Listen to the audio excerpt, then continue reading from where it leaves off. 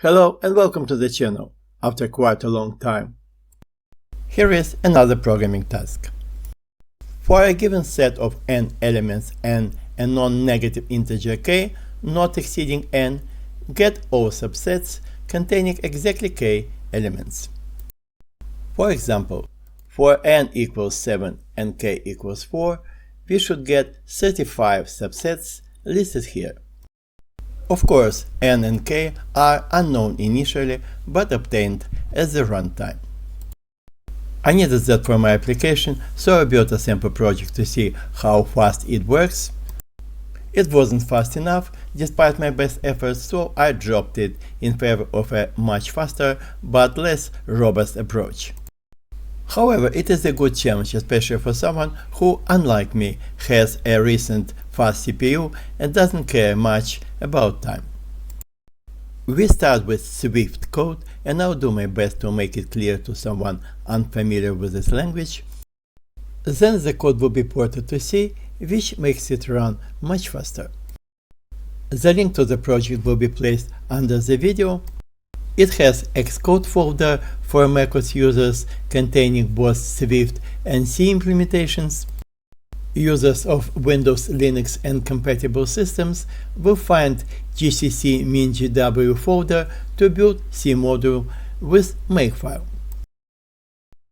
To ensure that nothing is missed, we need to compute the number of subsets in advance, then compare the computed value with the number of actually obtained subsets. Such a value is known as the number of combinations of n elements by k, and choose k for short. Such a value is also called binomial coefficient because of appearing in well-known Newton's binomial formula.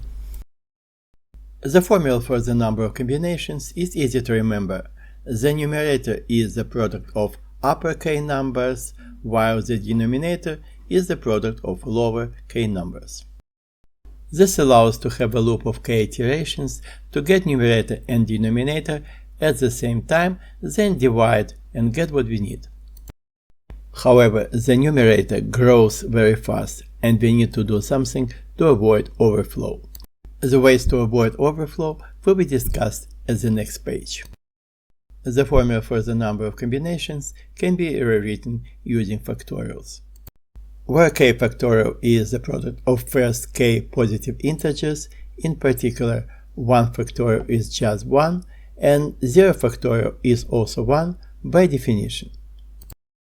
The number of iterations can be reduced using what I call the reduction formula: n choose k equals n choose n minus k. In other words, we can replace k with minimum of k and n minus k.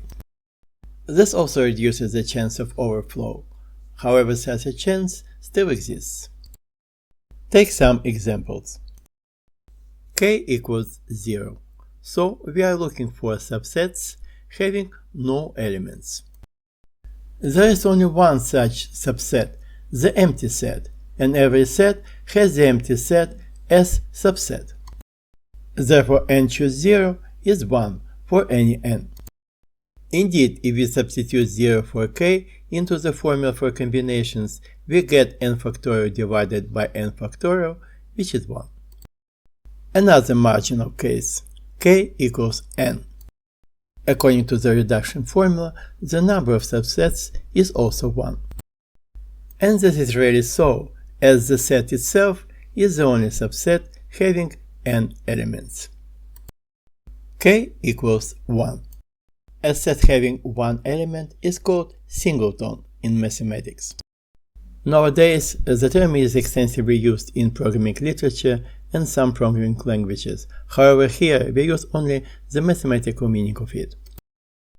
It can be easily seen that there are n singletons formed by each set element, so n choose 1 is n. Go back to the example at start. N equals 7, k equals 4. Using the formula straight away, we get 35, the number of subsets we actually obtained. Or we can use the reduction formula, replacing 4 with 3, in which case we again get 35. In fact, values 3 and 4 give the maximum number of subsets for n equals 7. For an arbitrary n, the maximum number of subsets is reached when k is the integral part of n plus 1 over 2. This formula works for any n. However, when n is an odd number, like 7 in our example, there are in fact two maximums, with k equals n minus 1 over 2 and k equals n plus 1 over 2. And even n has a single maximum at k equals half of n. Yet another example, n equals 40, k equals 13. So we expect a challenge here. Indeed, the numerator in this case is a 66-bit integer causing overflow even in a 64-bit environment. However, this value has to be divided by 13 factorial, giving an integer of only 34 bits, which makes it quite comfortable for a 64-bit CPU. So, how to avoid overflow, or at least minimize the chance for it to happen? I see three ways to implement that. Number 1. Reduce fraction when it seems necessary. This means dividing both numerator and denominator by their greatest common divisor, GCD, obtained using well-known Euclidean algorithm. The trick here is in the phrase "when necessary." We can't do it pretty often, as the Euclidean algorithm may take a while to converge. While if we run it not often enough to prevent overflow, then why do we need it? The simplest idea is running the reduction whenever the numerator exceeds certain threshold value. Number 2. Use 128-bit data types for the numerator and denominator. Modern C compilers, including GCC and CLang, have a data type $uint 128_t for 128-bit unsigned integer. Swift language, as far as I know, doesn't provide a standard 128-bit data type. However, I found a third-party Swift class named uint128 distributed under Apache license. Normally, I try to avoid third-party stuff, but this class is just perfect. It is a single file which you can copy into your project and use just as a standard Swift class, hardly noticing any difference. Number 3. Using Pascal's identity. As you can see, it represents the number of combinations as the sum of two combinations with the lesser value of n. The formula works only for positive k, as if k equals 0, we get negative 1 in the right-hand side, which of course is impossible. However, for k equals 0, we don't need the formula, as we already know that the number of combinations in this case equals 1. From the programming point of view, this involves two recursive calls. The second operand involves decremented k, so eventually k becomes 0 and the recursion stops. For the first operand, k stays. However, since n decrements, n minus k also decrements. Eventually, n minus k becomes less than k, so according to the reduction formula, k will be reduced to n minus k. And again k, sooner or later, becomes 0. We see that the process converges, but converges very slowly, and involves numerous recursive calls. So, which one out of 3 would you prefer? My choice was number 1. Before going to the code, let's take a look at the formula. We have n minus 0 in the numerator and 1 in the denominator, then n minus 1 in the numerator and 2 in the denominator, etc. We see that each time the factor in the denominator is 1 more than the value subtracted from n in the numerator.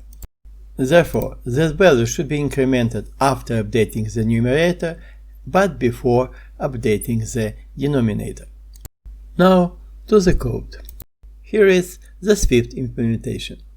The top function implements the Euclidean algorithm for finding the great common divisor of two numbers a and b. Both numbers must be positive and a should be the greatest of two. In our case, numerator is the first argument and denominator is the second argument. Both numerator and denominator are 64-bit unsigned integers. The minimum 49-bit value is used as the threshold. So the fraction will be reduced as soon as the numerator doesn't fit into 48 bits. The arguments for counting combinations. Set size is n, subset size is k. There is still a chance of overflow, in which case the function returns nil, which is similar to null in Java, meaning no value. Otherwise, the function returns the evaluated number of subsets as unsigned 64-bit integer. We start with the reduction formula, taking the minimum of subset size and set size minus subset size. The new value of k is called optimized subset size. At start, numerator and denominator are both 1, of course. Variable index is used as the loop count as well as subtracted value for the numerator and factor for the denominator. The index is set to 0 at start. Then we have a loop running while index remains less than the optimized subset size. So the number of iterations is equal to the optimized subset size. The iteration starts with multiplying the numerator by n minus index, or set size minus index. Since this can produce an overflow, instead of simple multiplication, I use standard Swift function multiply reporting overflow. This function returns a pair, where element named overflow is a Boolean value telling whether the overflow took place. If this happens, the function returns nil to indicate overflow. If overflow didn't happen, we use another element of the pair named partial value. It contains the result of multiplication that will be truncated in case of overflow. However, we know that overflow didn't happen, therefore the value is correct and is taken as the new value of the numerator. As it was mentioned earlier, before multiplying the denominator, we have to increment the loop value, the index. So we increment the index and multiply the denominator by the incremented index value. Since updating the numerator didn't cause overflow, the denominator being less than numerator wouldn't cause overflow for sure. So we can simply use multiplication. Then, if the numerator surpasses the reduction threshold, we reduce the fraction. To do that, we find the greatest common divisor of numerator and denominator and divide each by the divisor. Finally, after the loop ends, the function returns the ratio of numerator and denominator as the number of combinations, also known as the number of subsets. Now to good old C, looking like a dinosaur compared to a recent language like Swift. Nevertheless, it has significant advantages by producing much faster modules and doing exactly what's asked for, not pretending to be smarter than the programmer. It also has some nice features, considered obsolete and even dangerous nowadays, like auto-increment and auto-decrement disappeared in Swift 2, and even damped goTo operator, which happens to be useful occasionally. For this project I use C99 dialect, however avoided specific C99 features like explicit boolean or lowercase null. Now to the code. Function count combinations cannot return null in C, as this function returns an integer, while null is a pointer. So it returns 0 on overflow, which won't be a clash as the real number of subsets is always positive.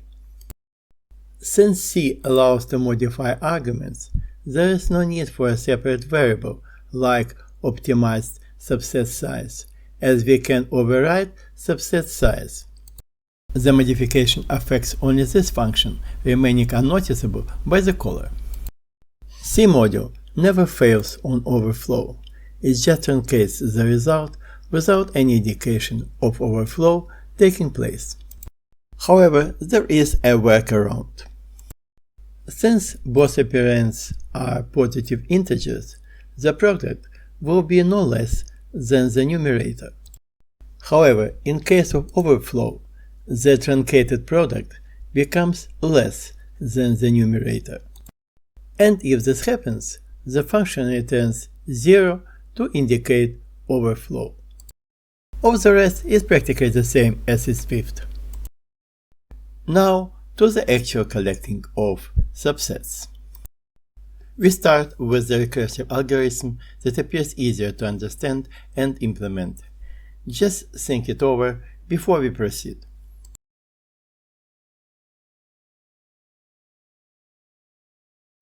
That's what I've come up with. We have a function named buildRecursive which accepts two arguments, set S and subset size k, where k is a non-negative number not exceeding size of S. The function returns the set of all subsets of S having size k.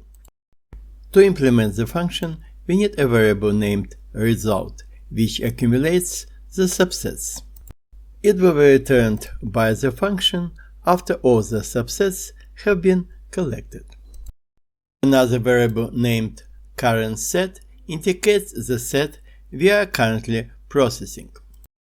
At start, the result is empty. The current set is the whole set S. To apply a recursive algorithm, we need to find a way to call the function recursively with simplified data. Can you think of the way to do that? My approach was taking the starting element apart. So let A1, A2, A3 and so on be the elements of the current set. We can split current set into two subsets. Set head containing just A1 and set tail containing the remaining elements. And we call the function recursively with tail for the set and k-1 for the subset size. Let tail subsets be the set of subsets returned by the recursive call. Tail subsets is effectively the set of all subsets of tail having size k-1. So what shall we do next? Of course, we insert A1 into each subset in tail subsets. Here is what we had before the insertion, and this is what we obtain after the insertion has been made. I use name subset portion for the modified set of subsets. It can be easily seen that subset portion is the set of all subsets of original set S having size k and containing A1. So we merge subset portion with the result and can happily forget about A1 as all the subsets we needed containing A1 have been obtained. So we eliminate A1 by assigning tail to current set variable and repeat the loop. Next time we get all subsets containing A2 but not containing A1, then all subsets containing A3 but not A1 or A2, and so on. The loop repeats while the size of current set remains no less than k. After the loop ends, the function returns result variable. In case subset size is 0, instead of running the loop, the function just returns a singleton containing the empty set, which will stop the recursion. Since the recursive call uses decremented value of k, the value of k will finally reach 0, which means that the algorithm always converges. Before going any further, let's do some cleanup. First of all, to avoid the loop when subset size is 0, this check has to be done at start of the function. Secondly, by looking at the algorithm, we can see that variables current, set, and tail never clash. Therefore, we can merge them into a single variable tail and get rid of one assignment. A hopefully brief preamble before getting to the actual code. It's about using arrays in Swift. Someone familiar with the Swift language may proceed to the next page using timestamp link. Swift language uses square brackets for arrays. For example, int in square brackets specifies an array of integers. This project also uses an array of any. Any is a standard Swift type, which is a supertype of any type, including numeric types like int, double long, or boolean type. This makes any really universal, unlike object in Java that doesn't cover a primitive unless it is wrapped into a class. So effectively, array of any is an array of unspecified data type. Can you figure out what is meant by double square brackets? Let's see. The outer square brackets indicate an array. The inner square brackets tell that each element of this array is itself an array of integers. So essentially this is a two-dimensional array of integers organized exactly like a 2D array in C or Java. And of course nothing stops us from having a two-dimensional array of any. Square brackets are also used for specifying elements of the array. The following statement creates an array named A containing 3 elements, 1, 2, and 3. Since all elements have type int, this type is implicitly assumed for the array. Keyword var declares A as a mutable array, which is similar to a list in Java. You can insert, append, remove an element, or modify value of an existing element. As opposed to that, keyword let declares an immutable array, which cannot be modified in any way. A pair of square brackets without anything between creates an empty array containing no elements. In this case, the compiler tries to figure out data type of such array implicitly. Data type of an empty array can be specified explicitly using default constructor. This creates an empty array of int data type specified explicitly. Can you figure out what is this? An empty 2D array? No, it's a singleton containing empty array as its element. Actually, it is a 2D array, but not an empty one, as it contains an element. To create an empty 2D array, we can either use a single pair of square brackets, provided the compiler can identify it as a 2D array, like this for example, or we can use default constructor for a 2D array. Also, square brackets are used for indexing elements of an array. The indexing in Swift is zero-based, so A with index 0 is the starting element of array A, while this stands for a singleton containing A0, of course. Adding arrays in Swift results in appending elements of the second array one after another to the first array. Such an operation is called concatenation of arrays. Here is an example. A 2-elemented array containing 1, 2 and a 3-elemented array containing 2, 4, 3. The result is a 5-elemented array containing 1, 2, 2, 4, 3. Note that the size of result is always equal to the sum of operand sizes, as same elements are never merged, like number 2 in this case. There are important differences between operating arrays in Swift and list or arrays in some other languages like C or Java. When we assign an array to another array in Swift, both arrays share same memory, just like in C or Java. But here comes the tricky part. According to Swift's philosophy, any modification of an array should apply only to this array, leaving other copies unchanged. So, how it can be done? By using what is called copy-on-write optimization. Before modifying an array which shares memory with other arrays, this array is copied into a new place and the modification applies to the new copy. As a result of that, the modified array becomes separate, it no longer shares memory with other arrays, so the other modifications to this array are applied in place without creating a new copy. Another difference may be related to the previous one. An array passed as an argument to a function appears immutable to the function, though it could be mutable for the caller. Such an array can be modified only by assigning it to another array, which most probably results in duplication of the array. I said most probably because Swift documentation has the following phrase: optimizations are sometimes applied that can reduce the amount of copying. While I have no clue what stands behind that.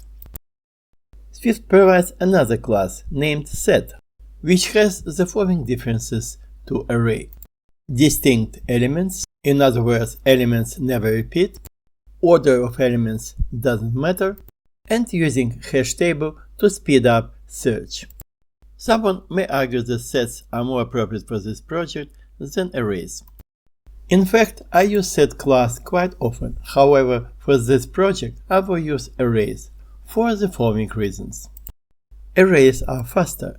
When you add an element to an array, there is no need to update the hash table or search whether the element is already in. Also, an array takes less memory, as it doesn't use a hash table. Second reason, sets are not as native to Swift compiler as arrays. You cannot just create a set out of elements. Instead, you need to create an array and convert it into set. Also, you cannot use plus with sets unless you extend set class by adding plus operator. All that makes the code with sets longer and less readable. Also, we shouldn't forget that the code will be ported to C, which has array but no sets. And the last, but certainly not the least important reason. Even though the order of elements in a subset doesn't matter, I want to display subsets in a neat way, making the order of elements consistent with the order in the original set. While with the set class in Swift, you can never predict in which order the elements will appear. Here I have the Swift implementation of the algorithm, and I've copied here the description from the previous page. The function takes two arguments, set standing for s in the description and subset size for k. The elements of set have special Swift type any, which effectively means any type. The function returns the array of subsets, so its return type is a 2D array of type any. Subset size has type int for integer. At start, according to the algorithm, if subset size is 0, the function returns a singleton containing an empty set. Here you see less or equal instead of equal, just a safeguard. In fact, subset size will never be less than 0. Then we see that the recursive call uses k-1 for subset size. Instead of re-evaluating k-1 with every loop iteration, we can do it once by using new subset size equal to subset size -1 for the recursive call. This may save only a few nanoseconds, but since it can be easily done, Why shouldn't we do it? We have a two-dimensional array result, originally empty, and mutable array tail, originally containing the whole set. Then we have a loop, which according to the algorithm should run while size of tail remains no less than subset size. The size of tail is obtained using Swift array property count. The loop iteration starts with removing the starting element from tail. This can be done by a standard Swift function removeFirst, which returns the removed element. By placing the removed element in square brackets, we assign head to the singleton containing the removed starting element, just what is needed. Since removing an element from tail modifies the array, at first iteration, tail will be moved to a separate place. Then comes the recursive call returning tail subsets, while the next step should be adding head element to each of the returned subset. Instead of running the loop explicitly, we use standard Swift function map, which runs a loop under the hood, performing specified operations to each element of tail subsets. Here you see what is nowadays referred by a fancy word, lambda expression. It concatenates head with each element of tail subsets. The concatenated elements form an array named subset portion, which is appended to the result, as required by the algorithm. Finally, after the loop ends, the function returns the result. So far so good. But do we really need to replicate set into tail? Can we instead use set argument without copying it? The copy was needed in order to remove elements. Instead of actually removing an element, we can do it virtually by introducing an argument named starting index. Now, instead of processing the whole set, the function will process only elements from starting index. So, instead of removing an element, we just increment starting index. This is what we get after introducing starting index as compared to the old code. In order to keep it transparent to the calling function, the externally called function build has same arguments as before, and it is non-recursive. The recursive function is named buildRecursive and declared as private, which makes it invisible to the caller. And this function has an additional argument named starting index. Initially, the function is called with starting index equal to 0, putting the whole set for processing. Since Swift disallows modification of an argument, we need a separate variable named current index, originally assigned to starting index. Current index is incremented before each recursive call and used as starting index for recursion. However, before incrementing current index, we store corresponding set element in head for appending it to each returned subset. The tricky part here is finding when to stop the loop. In the old code, we compared the size of tail with the given subset size. Let's see how this can be paraphrased for the new approach. Instead of size of tail, we now use the number of processed elements equal to the size of whole set minus current index. And this number has to be no less than subset size. Both set size and subset size are constant within the call, so current index is the only variable. So we solve the inequation for current index and get current index is less or equal to set size minus subset size. The right-hand side of the last inequation, name it last index, is the last value of current index when the loop runs. That's why the function declares last index as setCount minus subset size and runs the loop while current index does not exceed last index. The code has become faster and takes less memory as well, but can it be improved any further? Can we eliminate the inner loop by getting subset portion straight from the recursive call?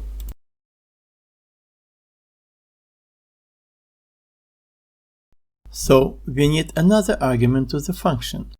Name it prefix. The prefix is an array containing the elements already placed in the subset. At start, the prefix is of course empty. Inside the loop, we place the current set element into prefix and make the recursive call.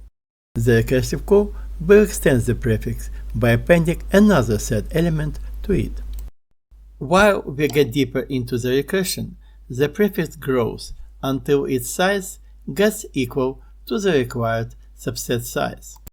This means that the prefix is ready to go as the new subset.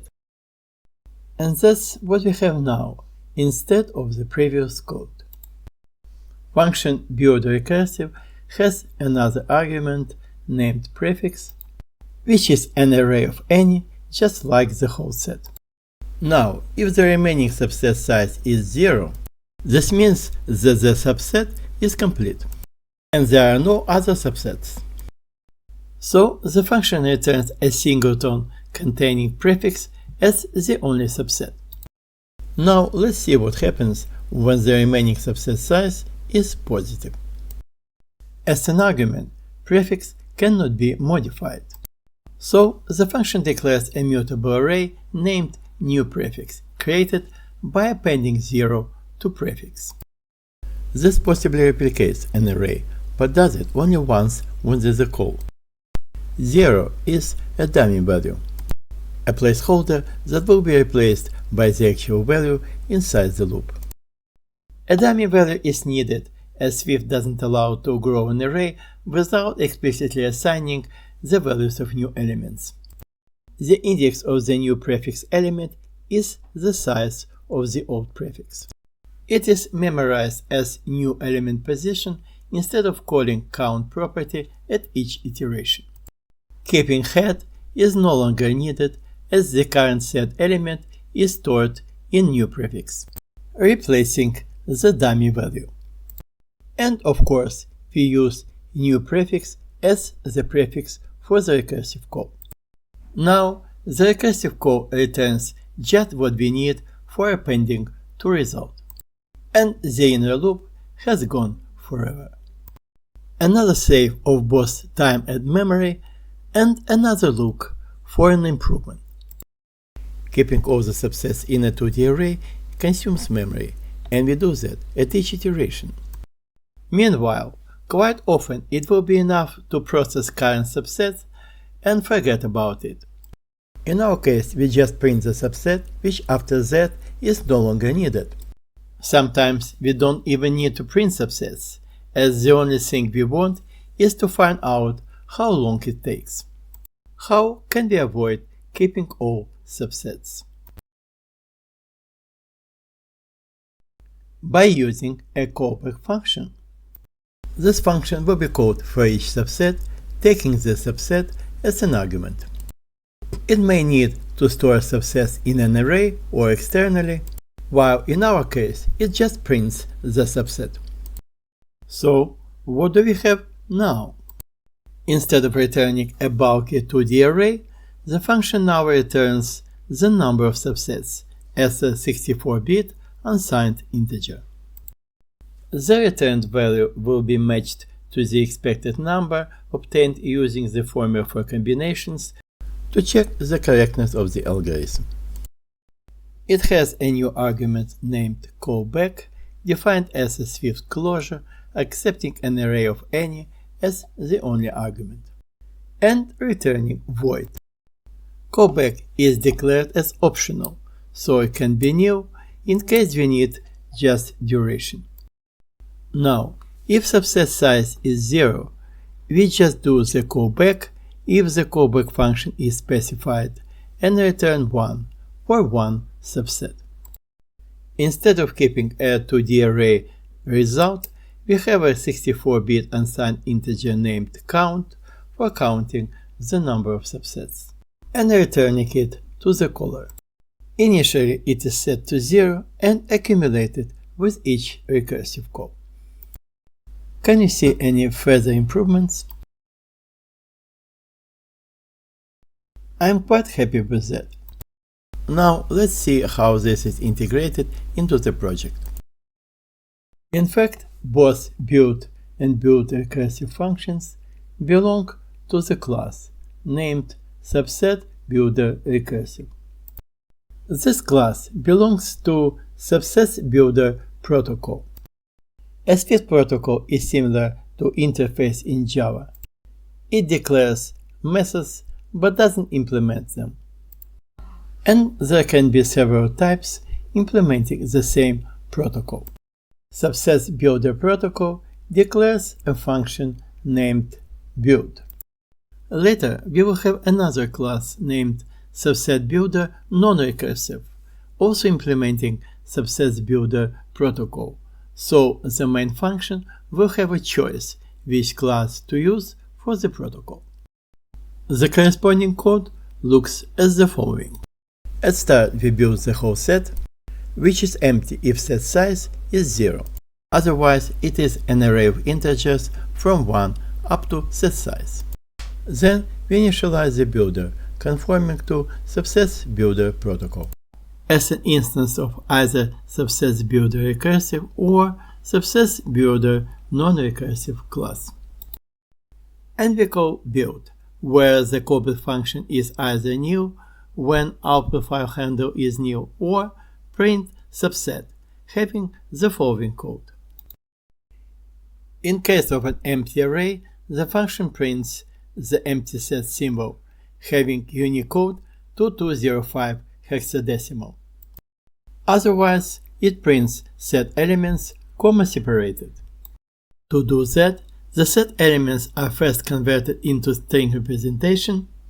Then, the standard Swift function joined is used to present them as a single string with commas between. Now let's port the code into C. Here is the C code and Swift code for comparison. Standard C, unlike C++, doesn't have classes, so I decided to have a single function named buildRecursive called from the main module with all arguments. Not the best approach maybe, but that's how it is. What to use instead of type any in C? Someone may argue that the most natural way is using pointers to void pointers. However, this code uses a different approach, custom data type, defined using C-type definition, type def statement as int, which of course can be changed. A C function cannot work out the size of an array given as an argument, therefore we need an additional argument for that. So here we have set and set size, prefix and prefix size. Also, the callback function now has two arguments, subset and subset size. Since C discourages using empty arrays, we will use null instead of an empty array. Unlike Swift, C allows to modify arguments, while if an argument is passed by value, which is what we have for all int arguments, then modification is safe, remaining unnoticeable by the calling function. Therefore, instead of separate new subset size, we can use subset size after decrementing it. In a similar way, we use starting index as current index in C. Now let's look at the C code.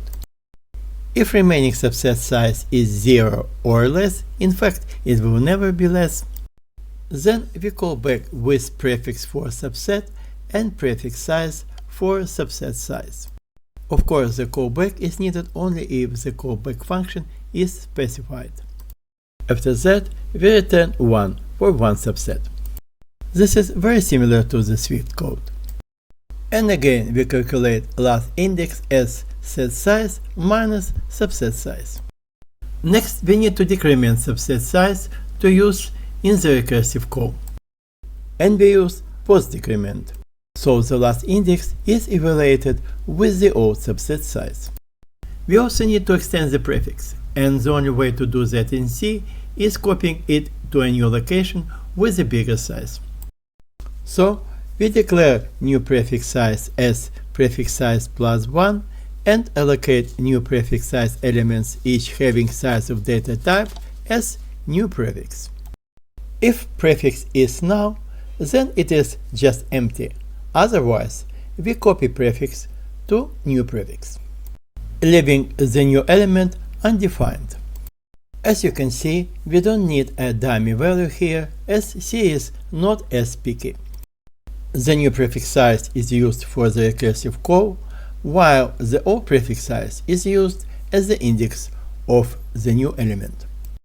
That's the reason why we need to keep both of them. The following code is very similar to Swift.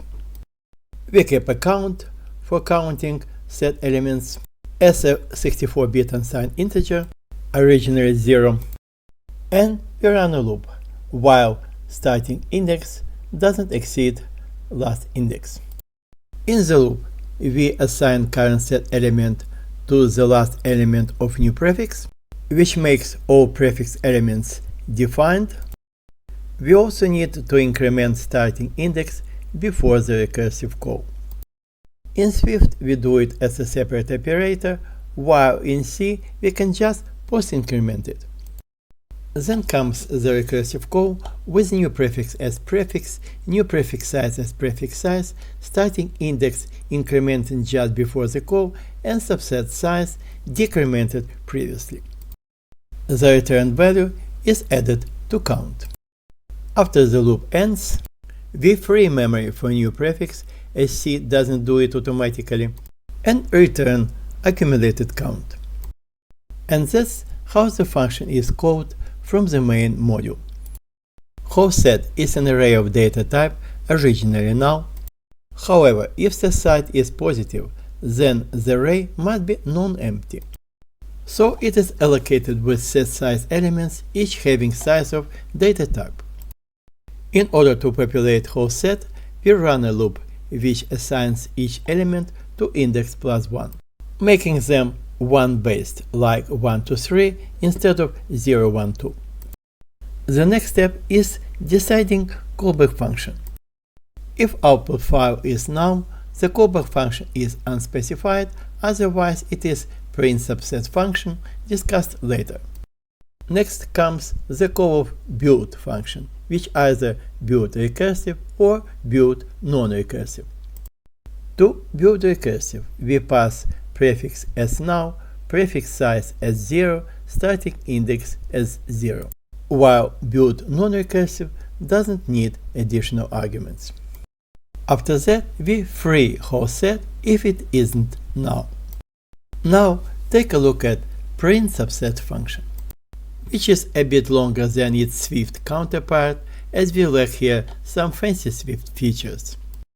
Again, if subset size is 0, we print empty set symbol, which is 2205 hexadecimal. For a non-empty subset, we want to print its elements comma separated. Comma is not needed before the starting element, so we initialize prefix string pref_str with an empty string. After the starting element has been printed, prefix string is set to comma, so other elements will be prefixed by a comma. Now let's move on to a non-recursive algorithm.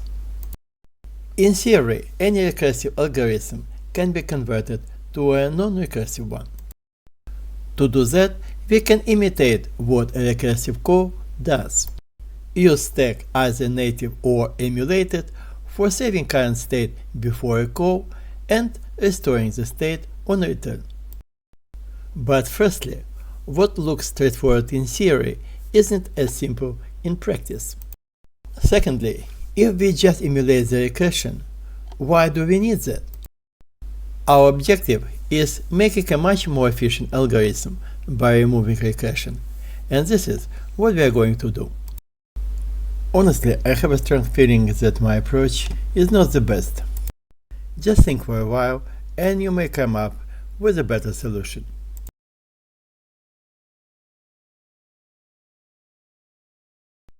To make it simple, let's start with a specific case. N equals 5, K equals 3. Set elements can be of any type, but instead of the actual elements, it's more practical to deal with their indices, which are integers from 0 up to n-1. Since n equals 5, the last index is 4. Let's start collecting subsets, writing the indices in increasing order. We start with the lowest indices, which are 0, 1, 2 in our case. Then we increment the last index while it is possible. So we get 0, 1, 3 and 0, 1, 4. To keep track of currently growing index, let's introduce a variable named depth. Depth is 0 for the starting index, 1 for the following index, and so on. The last subset index has depth k-1, which is 2 in our case. While the last index is growing, the depth is 2. Only after the last index reached its maximum, we can increment the previous index. Let's write that down as rule number 1. The last index is the fastest grower. So the last index, depth 2, reached its maximum value 4, and we need to increment the previous index. So depth is decremented and becomes 1, while the previous index is incremented and becomes 2. After that, we need to increment depth, making it 2 again, and again start growing the last index. Since the subset indices always go in increasing order, the starting value of the last index should be 1 more than the previous index, which is 3 in our case. This makes rule 2. Straight after the depth is incremented, current index is 1 more than the preceding index. So we increment the last index and get 0 to 4. And again the last index reached its maximum and we increment the previous index, making it 3. And according to rule 2, the last index will have the next value, which is 4. Since the last index is already at maximum, we again increment the previous index, making it 4, in which case the last index should start with 5, which is over the maximum. We see that the second last index cannot grow to the maximum index value of n-1. It can only grow up to n-2. Since second last index cannot grow, we have to decrement depth again, making it 0, and try to grow the third last index. This makes third last index equal to 1. So according to rule 2, the second last index must be 2 and the third last index must be 3. The last index grows and becomes 4, which is the maximum value. So we grow the second last index to 3, which is its maximum value. 2 last indices cannot grow, but the third last index can. So we get 2, 3, 4. And now the third last index also reached its maximum. Because if the third last index is 3, then the second last index must be at least 4 and the last index at least 5, which is of course impossible. We see that 2 or n-3 in general case is the maximum value of the second last index. Now all the indices reached their maximum and the run stops. We see that the smaller is depth, the smaller is the maximum index value. In order to find out how it works in general, let's draw a table. The left column is the depth and the right column is the maximum index value for this depth. For the last index, its depth is k minus 1, the maximum value is the maximum subset index value n minus 1. For the second last index, depth k minus 2, the maximum index is 1 less, or n minus 2. For depth k minus 3, the maximum index is n minus 3, and so on, until we finally get to depth 0, where the max index is. Let's find out. We see that the difference between max index and depth, which I call distance, is always the same, n minus k, or set size minus subset size. Therefore, the maximum index value is distance plus depth, where distance is n minus k, and remains constant for a given set size and subset size. And we write that as rule 3. For a given depth, max index is distance plus depth, where distance is set size minus subset size. In particular, for depth 0, the maximum index is just the distance, or n minus k. Now we are ready to implement the algorithm. For your convenience, I copy the rules, and here is the Swift implementation of the algorithm.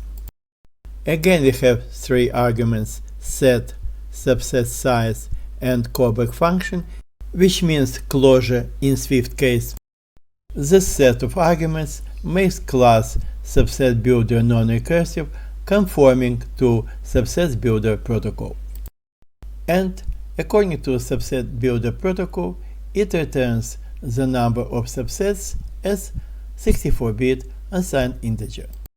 Now there is no recursion, so no additional function is needed. At start, we check if subset size is 0. If it is, the empty subset is the only one. So we call back with empty subset as an argument and return 1 for one subset found. In a non-trivial case, we get set size as the number of elements in set and evaluate the distance according to rule 3. The maximum depth is 1 less than subset size. It will be used later.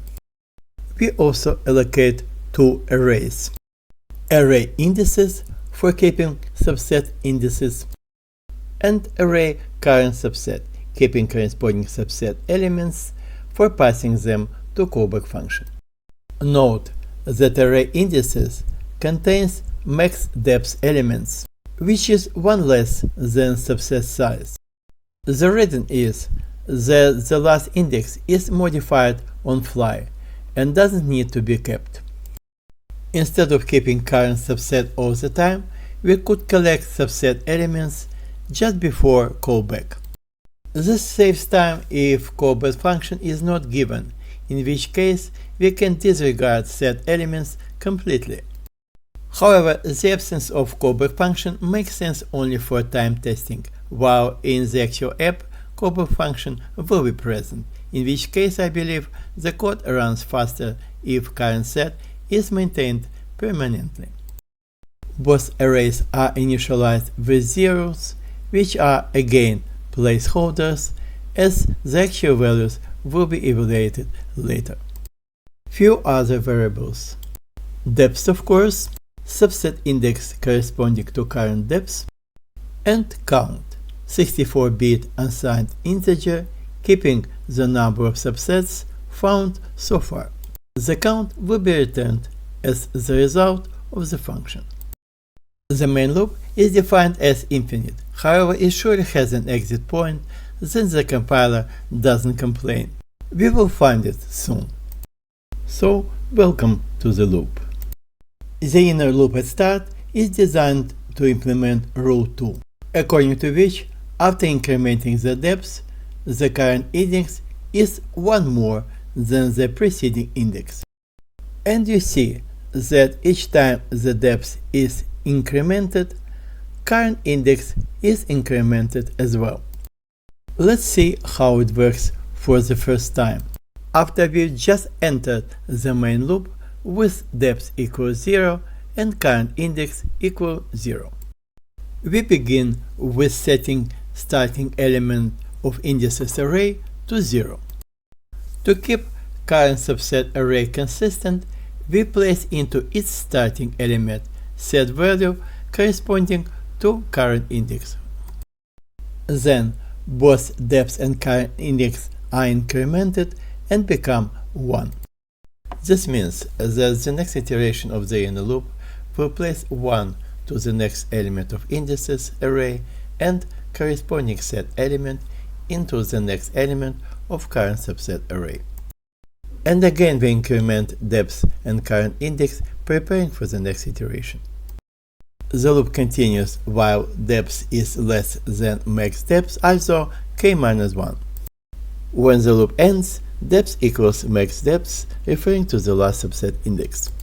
Indices array contains consecutive values from 0 up to max depth -1, which is k-2. Current subset contains corresponding set elements, only its last element remains undefined. So let's define it, and that's what the next inner loop is about. Note that just before the previous inner loop ended, current index was incremented, but its new value hasn't been applied yet. Here we apply it by taking set element with the current index as the last element of current subset. Now all current subset elements are defined, so we are pleased to call back, if callback function is defined of course, and increment subset count. According to rule 1, the last index should grow until it reaches maximum. So the current index is incremented, the last element of current subset is updated according to the incremented current index. This makes another subset ready to go, so we again call back and again increment subset count. The maximum value of the last index is n-1, which is 1 less than set size. Therefore, the loop runs while current index is strictly less than set size, making set size -1 the last value of current index when the loop runs. So the loop ends when the last index reached its maximum and it's time to grow previous indices. For that purpose, we have another inner loop. The loop starts with decrementing depth. If it makes the depth negative, this means that all indices reached their maximum values and voila, the work is done and we can leave the function returning subset count. This is the promised exit point out of inner loop, main loop, and the whole function all in one. In case the new depth is non-negative, we retrieve the index corresponding to the new depth and increment it, obtaining the next index value for this depth. There is a huge temptation to apply the incremented index value. However, we don't do it here, as this value can be above the maximum. According to rule 3, the maximum index value is distance plus depth. The loop keeps running while the index is above the maximum value. This keeps depth decrementing until it either becomes negative and we leave the function, or we find a depth where the incremented index does not exceed maximum, and we leave the loop with this depth and current index equal to the new index value. This brings the control back to the start of main loop. This time, the depth may be different from 0, and current index is different from depth, but both contain exactly what we need to proceed. So we apply current index for current depth by updating indices and current subset accordingly. Then we increment depth and current index, and if necessary, repeat the loop filling all intermediate indices with consecutive values as required by rule 2. Finally, the depth reaches max depth and we exit the inner loop ready to process the last element of current subset. And that's how the show goes on.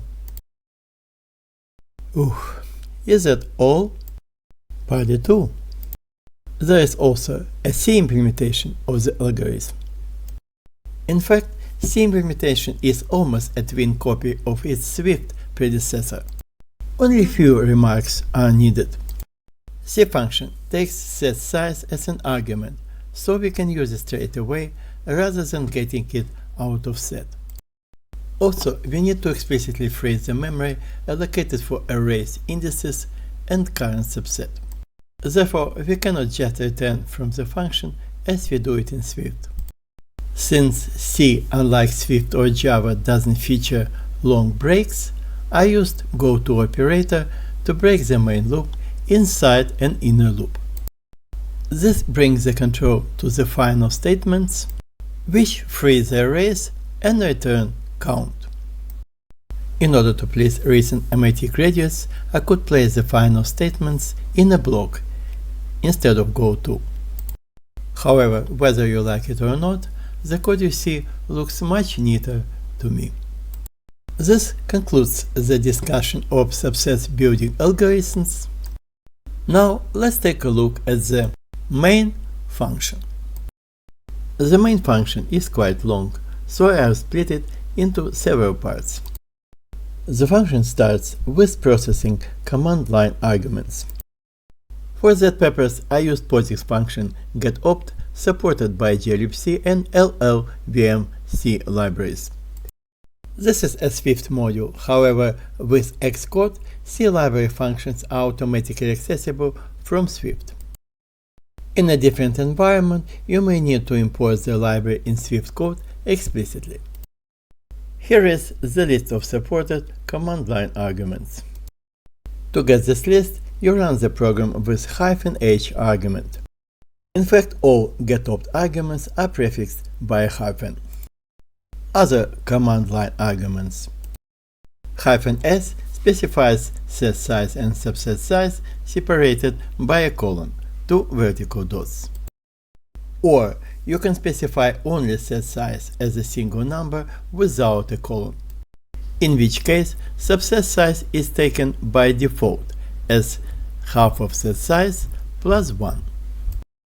As mentioned before, this gives the maximum number of subsets for specified set size. The default subset size is evaluated by the closure named getDefaultSubsetSize, accepting set size as an argument. C implementation uses definePreprocessor macro for this purpose. If as argument is omitted, not specified, the function takes the default set size value, defined as 5. So the subset size in this case will be 5 plus 1/2, which is 3. Function retrieve sizes is used for parsing size specification. It takes size specification from command line and returns set size and subset size as in-out arguments, it asked by reference. In its turn, the main function defines two variables, set size optional and subset size optional, which will take the values returned by retrieve sizes. These values are originally set to nil as unspecified. Take a quick look at the source code of retrieve sizes. At start, the argument string is split into up to 2 colon-separated parts, or chunks. The number of chunks should be positive, otherwise it is an error, and we process the starting chunk specifying set size. It should contain a number, and this number must be non-negative. If the requirements are met, we save the retrieved number as set size. If the next chunk exists, we process it as the subset size. Again, it must be an integer and a non-negative one, and in addition, it must not exceed the set size. If everything is fine, this number is saved as subset size and returns 0 for success. Argument -o is used to specify the path to the output file. The output file is used only for printing the subsets, while all other information like summary and error messages always goes to the standard output. The summary contains the duration and the result of consistency check, whether or not the number of obtained subsets matches the expected number. Alternatively, you can specify -q for quiet mode, where subsets aren't printed at all. In order to process these arguments, the function keeps two variables: output file handle and output file name. Original output file handle is set to the standard output and output file name to nil. So if both -o and -q arguments are omitted, the subsets are printed to the standard output along with summary and errors. With -o argument, output file name is changed to the specified path, while with -q argument, both output file handle and output file name are set to nil. Therefore, output file handle can be nil only in quiet mode, while output file name can be non-nil only if it is specified with -o argument. Finally, there is -r argument, which, if present, instructs to use the recursive algorithm. Otherwise, the non-recursive algorithm is used. This corresponds to Boolean variable named recursive, whose value is originally set to false and changed to true when -r argument is processed. The loop continues until getOpt returns -1. This means that all command line arguments prefixed with hyphen have been processed. However, there could be some other arguments which we don't expect. For that reason, after the loop ends, the function compares the number of processed arguments with the total number of arguments. And if the first number is less than the second, this means unexpected argument, which is an error. Now let's look at the continuation of the main function.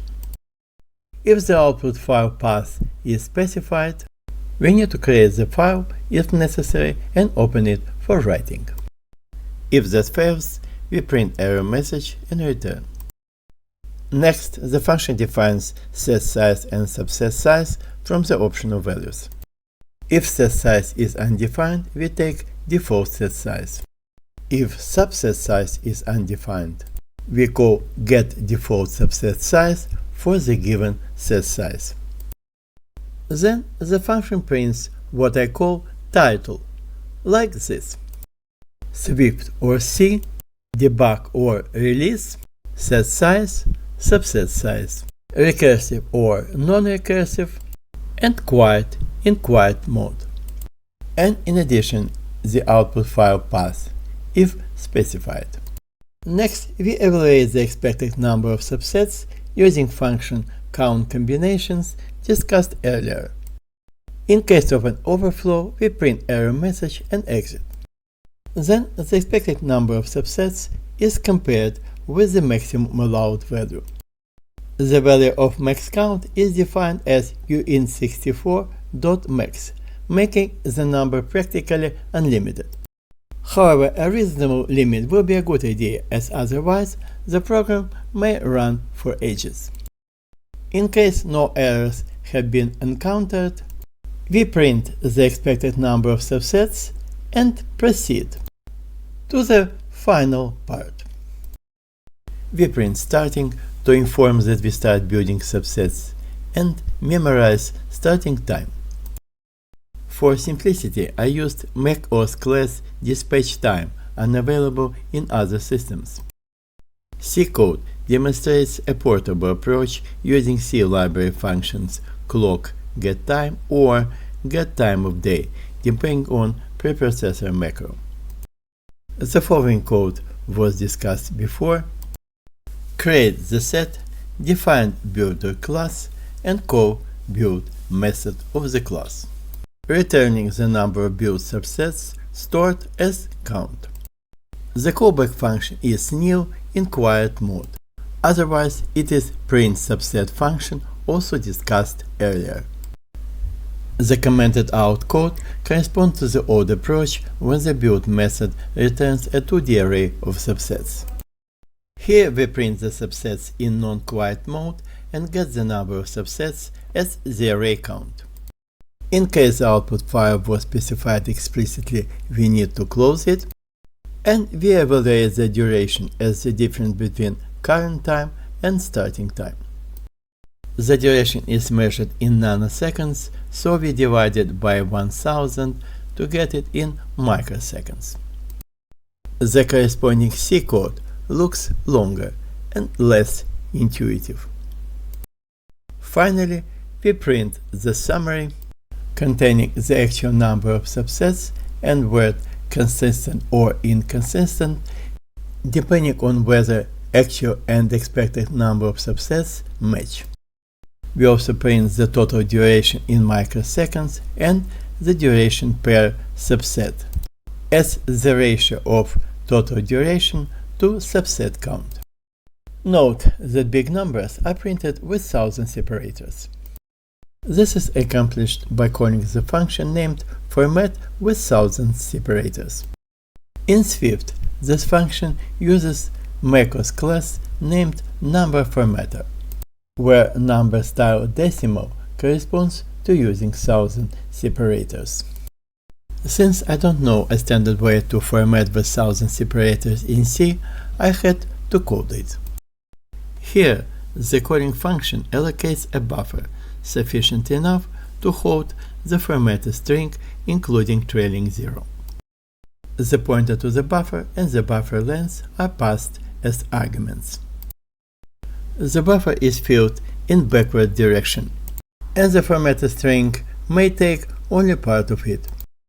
So, the function returns the pointer to the first character of formatted string in the buffer. And now, the moment of truth. Let's run the program, check that it really works, and compare the performance of different implementations. Since the video is already much longer than I expected, I won't run it in real time, just show the results I've got. So, I have two running modules, Swift compilation named S combinations and C compilation named just combinations. Both are compiled in release mode, void of debug symbols, with time optimization. Let's start with the marginal case, set size equals 0, in which case subset size will be also 0 by default. Both Swift and C modules print empty set as the only subset, which is what we expected. Now try the recursive mode, perfect mode. Now with default sizes, 5 for set size and 3 for subset size. In non-recursive mode and recursive mode. And each time we get exactly 10 subsets. No more, no less. There is no significant time difference between recursive and non-recursive modes, which is not only because of a small amount of subsets. In fact, a considerable amount of time is spent on printing the subsets. To illustrate that, let's run the recursive algorithm in quiet mode. And you see that the duration is now several times less than it was when printing subsets was on. You probably noticed the C module is much faster than Swift module. However, this may be misleading, as Swift module evaluates duration from dispatchTime class, while C module uses C library function clock getTime. So let's take bigger numbers, when the time difference will be really noticeable. We had an example of set size equals 40 and subset size equals 13, giving over 12 billion subsets. Let's use these sizes for comparing the time efficiency. And of course, I will run in quiet mode to spare my resources and make the comparison clean. we start with recursive mode in Swift. Almost 2.8 thousand seconds, or about 46.5 minutes. Imagine how long this video would be if I ran it in real time. Will the C module perform much better in recursive mode? Only 690 seconds this time, or 11 minutes and 30 seconds. And if you download the project and run the module, you will see the difference. And we have a non-recursive algorithm in reserve. Let's try it with Swift. 286 seconds, or 4 minutes and 46 seconds. This is 2.4 times faster than C module in recursive mode. Can you guess how long will it take for the C module in non-recursive mode? 38 seconds, 3 nanoseconds per subset. This is what makes C so great. However, even C is not as fast as I would like it to be. Let's increase subset size to 20. Now we expect about 138 billion subsets. So I am not going to run the Swift module for this amount. For C module in non-recursive mode, it took 682 seconds, or 11.5 minutes. While if we increase the set size to 45, it will probably run several days on my computer. As I had to cancel it after 8 hours of running, being impatient to wait till the end. However, I was patient enough to get this video to the end.